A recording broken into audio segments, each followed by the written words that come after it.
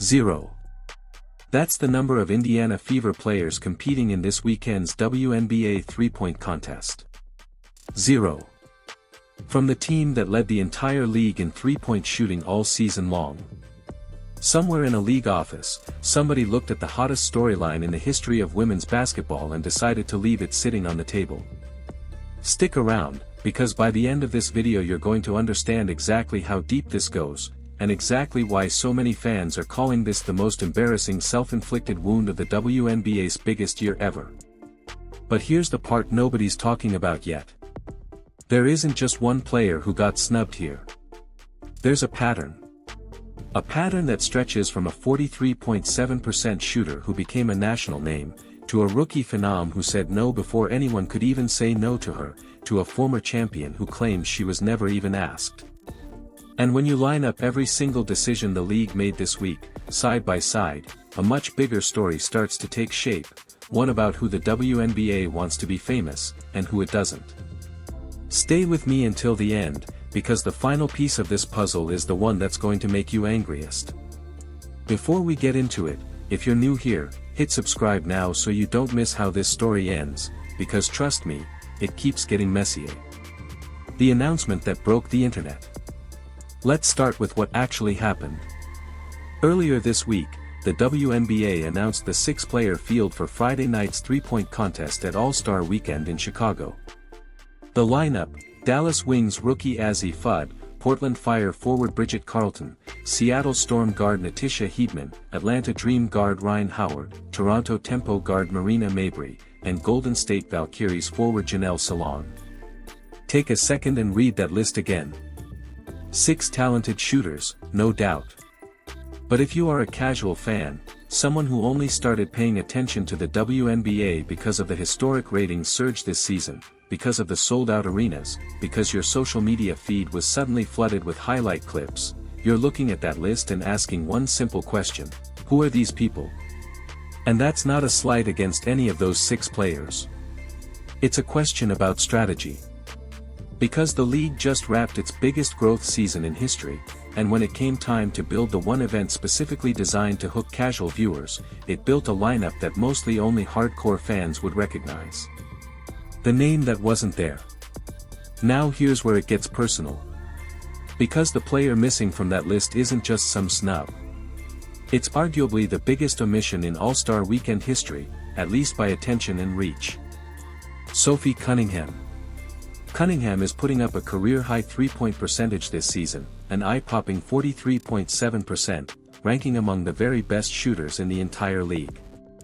She's also become one of the most talked-about personalities in women's basketball, showing up at UFC events, going viral repeatedly, building a fanbase that stretches well beyond the arena. She is, by nearly every measure, exactly the kind of player a three-point contest is built for: elite accuracy, built-in star power, and an audience that will actually tune in. And the league didn't invite her. When the list dropped, Cunningham found out along with everyone else. She responded on social media with a sarcastic one-liner reacting to the announcement, a post that quickly went viral before she deleted it. When asked about it directly at her youth basketball camp, she kept it diplomatic, saying she doesn't make those decisions and doesn't know exactly who does, but that she'd have been excited for the opportunity if it came. Her head coach, Stephanie White, was asked about it too, and offered a simple explanation: with a limited number of spots, someone always gets left out, and Cunningham herself understands that reality. That's a gracious response. But graciousness doesn't erase the math. Because Cunningham isn't just some fringe candidate who missed the cut by a hair. She is, statistically, one of the most accurate three-point shooters currently active in the league, and she still didn't get a call. The domino effect nobody saw coming. So how did we even get here? To understand the full story, you have to go back a few steps, because this three-point contest didn't just fill up with 6 names out of nowhere. It filled up after a wave of some of the league's biggest stars said no. Caitlin Clark was invited to participate. She declined. She wasn't alone. Sabrina Ionescu, the defending champion of this very event, is also sitting this one out. Though in a twist, Ionescu has pushed back on reports that she declined, saying you can't really decline an invitation you were never officially given in the first place. Kayla McBride was also reportedly among the players who turned down a spot. So now you've got a three-point contest that lost some of its biggest possible headliners before it even started filling its roster. Which makes the decision to leave Cunningham off the list even more baffling. If your top marquee names are already stepping away, doesn't that make it more important, not less, to fill the remaining slots with the players who can still draw eyeballs? Why Caitlin Clark said no. Let's talk about Clark's decision for a moment, because there are two very different explanations floating around, and both of them matter. The first is health. There has been persistent chatter around the league that Clark has been managing soreness and nagging injuries down the stretch of the season, the kind of wear and tear that builds up over a long, physically demanding year as the most closely guarded player in the league. If that's the real reason, then stepping back from an exhibition shooting contest to protect her body for the following season is completely reasonable. No one should have a problem with a player choosing long-term health over a weekend exhibition. The second explanation is more about leverage than health.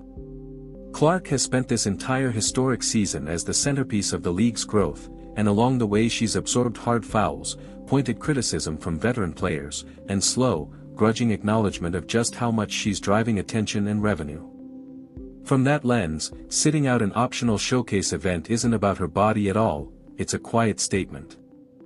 A reminder that she doesn't need the spotlight of a three-point contest to prove anything, because the numbers already do that for her. Both explanations can be true at once.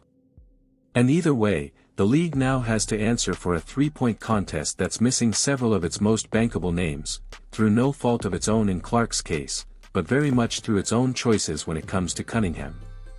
The players who weren't even asked. Here's where the story widens even further, because Cunningham isn't the only player putting up historic shooting numbers who got left off the list entirely. Kelsey Mitchell has been one of the most consistent scorers in the league for years, shooting north of 42% from three this season while helping lead her team back to the playoffs. Aliyah Boston, a traditional post player who has quietly developed one of the most dangerous outside shots in the league, is shooting an incredible percentage from deep, arguably the best mark of any player in the field, invited or not. Neither of them got a spot either. Think about that for a second.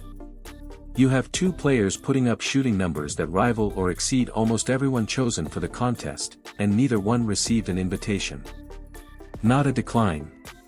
Not even a, thanks, but no thanks. Just silence.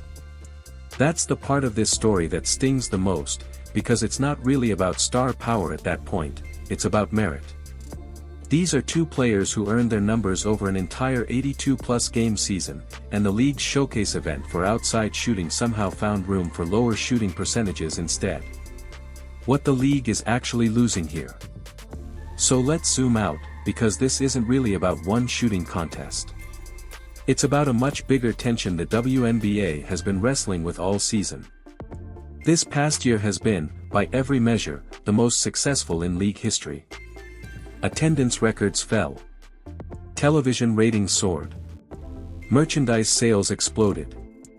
And nearly all of that growth can be traced back to a small handful of breakout personalities, Clark obviously chief among them, but also players like Cunningham, whose viral moments and larger-than-life personality brought in fans who had never watched a WNBA game before. That kind of attention is fragile. It doesn't automatically renew itself every season. It has to be nurtured, built on, and reinforced with exactly the kind of moments that showcase events like a three-point contest are supposed to deliver. A packed arena watching recognizable faces compete for a title, clips getting shared across every platform, casual fans tuning in because they actually know the names on the court. Instead, what we're getting this year is a lineup that, outside of dedicated fans, most casual viewers won't recognize at all. And when a night that was supposed to be a highlight of the season turns into background noise, the league doesn't just lose one broadcast. It loses momentum heading into an off-season where every ounce of attention matters. The part that makes fans angriest. Now here's the twist that's really fueling the outrage. Cunningham isn't just a name with a big following and no substance behind it.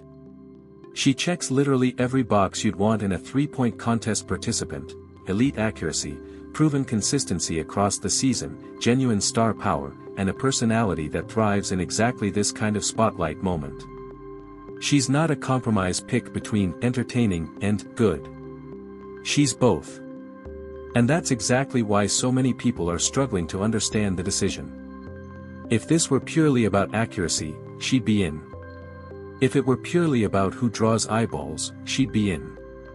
She satisfies both categories at once, and she still ended up on the outside looking in. Fans didn't hold back their reaction once the news broke. Frustration poured across social media, with many pointing out that leaving out the season's most viral personality while filling the field with far less recognizable names sends exactly the wrong message heading into the sport's biggest weekend. So what happens now? Cunningham, for her part, isn't dwelling on it publicly.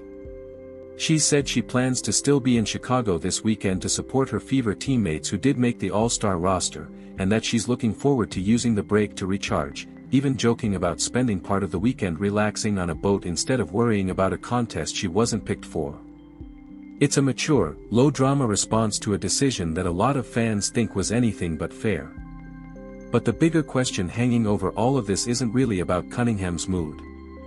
It's about what the WNBA does next. Does the league take a hard look at how it builds these showcase moments and start prioritizing the players who are actually driving the sport's growth? Or does it keep leaning on old habits, old hierarchies, and old ways of deciding who deserves the spotlight, even while the fanbase watching from home is telling it, loudly, that it got this one wrong? Because here's the truth. The WNBA didn't get this record-breaking season by accident. It got it because casual fans found players they cared about, players with personality, players with a story worth following. If the league wants to keep that momentum going into next season, the message from this week couldn't be clearer: don't bury the players who are doing exactly what you need them to do. Feature them. Wrapping it up. So that's where things stand heading into Friday night's three-point contest in Chicago. A field missing several of the league's biggest possible headliners, a wave of declines from stars who didn't want to be part of it, and one glaring omission in Sophie Cunningham that has fans across the league shaking their heads. What do you think, genuine snub, or just a numbers game with only 6 spots to go around? Drop your take in the comments, and if you want to stay on top of every twist in this story as it develops over All-Star weekend, make sure you're subscribed and have notifications turned on, because this is far from over. Thanks for watching, and I'll see you in the next one.